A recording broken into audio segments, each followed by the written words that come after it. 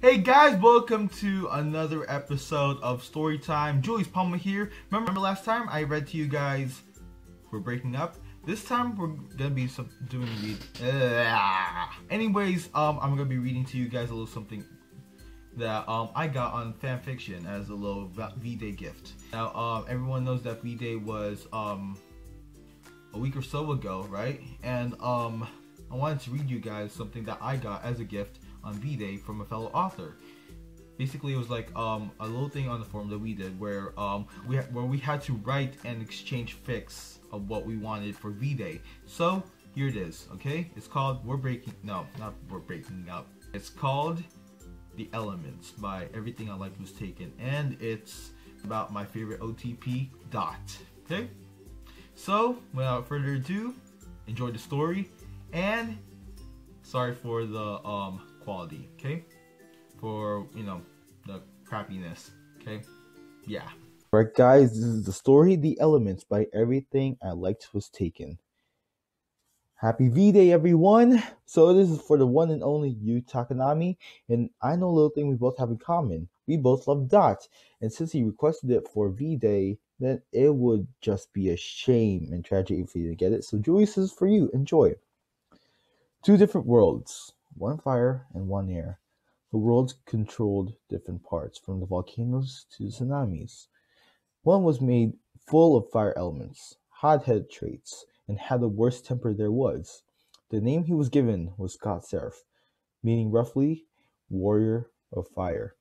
He had a heart made out of coal, lungs made out of steam, brains made out of rocks, and hair made from the deepest fire from the center of the earth, making him the feared leader of fire. He was a ruthless one. He always chooses the disasters over the rainbows. He always tried to work disasters into everything. But he was unaware of the other person, the other world, the other leader. It was someone who was almost the exact opposite. The other was full of wind and water elements, loving and hoping traits, and had the most forgiving soul there was. The name she was given was Dawn Ira, meaning awaking of the wind. She had long hair made out of the best of cirrostratus clouds flowing to her knees, lungs made out of water, brains made out of the clearest of clouds, and a heart made out of the rarest, also cumulus clouds to be found. Making her beloved of the animal creatures, she always loved animals. But she was always the beloved leader of everything known as water and wind. The two were always different and never crashed, because their creators feared of the one thing they never hoped for. Magical force that could change people. The force was called love. So before the two leaders were even made, the creators agreed to separate the two, so they would never, ever try to be friends, or even worse. Because if they ever dared to meet, disaster would fall on the earth. They believed it would work, the glass barrier, but what they didn't know was their greatest weakness. Hello? Was written on the wall. He could see that someone had to write it, but who? So he did the only reasonable thing he could do. He wrote back. Who's this? Her face looked in shock. Someone else was there. Sure, she loved the animals, but this was amazing. Someone to talk to. Well, to write to. Someone she would actually become friends with.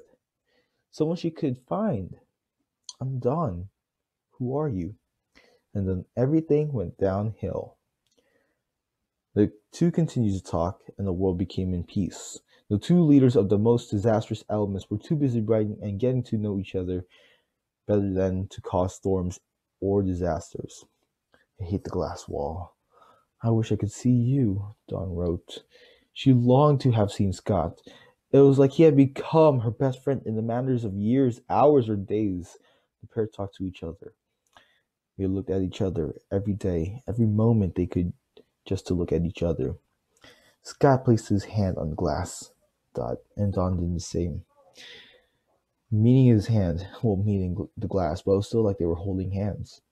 It feels cold, Dawn wrote as she frowned again.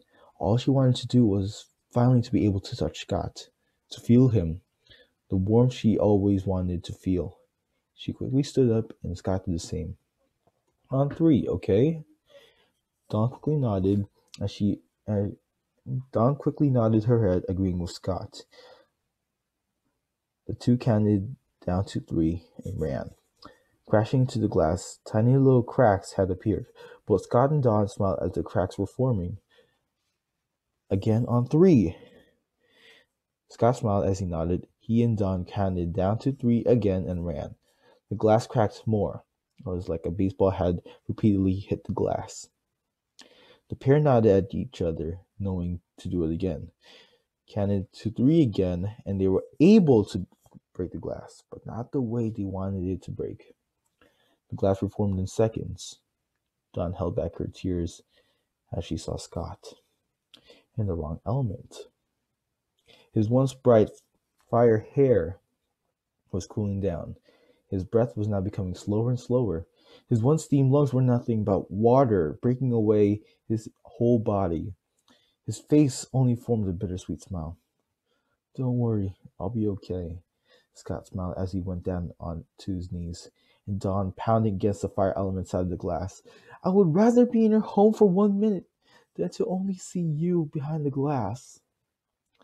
Dawn's light eyes filled with tears as her hand and Scott's hand meet again against the glass wall. Goodbye, she cried as she saw Scott's body vanish, just like steam. Seconds later, Dawn's body disappeared, just vaporizing into midair. If two different elements ever fell in love with each other, it would cause the havoc on the space and time. For years, the world was in chaos, with no one control fire or air. No one but the heartbreak of two forgotten leaders. Then the glass wall broke, unleashing two worlds, unleashing forgotten leaders' souls. Her bright blue would mix within his fire red soul, bring back the two star-crossed leaders who fell in love, breaking logic and reason. We have awakened a new element.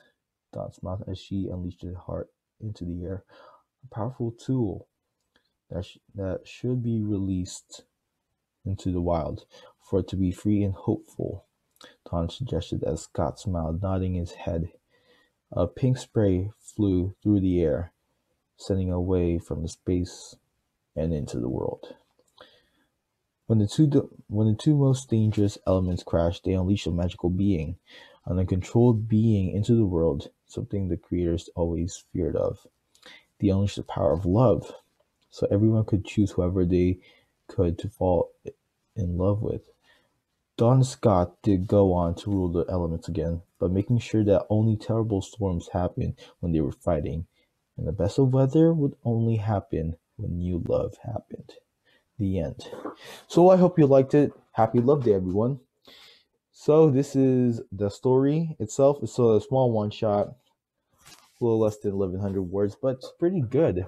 Other than the mechanical and grammatical errors, it's pretty good. Well, guys, I hope you guys like that small one-shot. I know it was mediocrely written, but you know, well, it is a gift. Well, and I have to say thank you, Anna, and shout out to Josh for the no, wrong story. All right, sorry about that. Anyways, thanks for watching that, and you know, all that good stuff. So I guess I'll see you guys next time in the next video. Okay, later.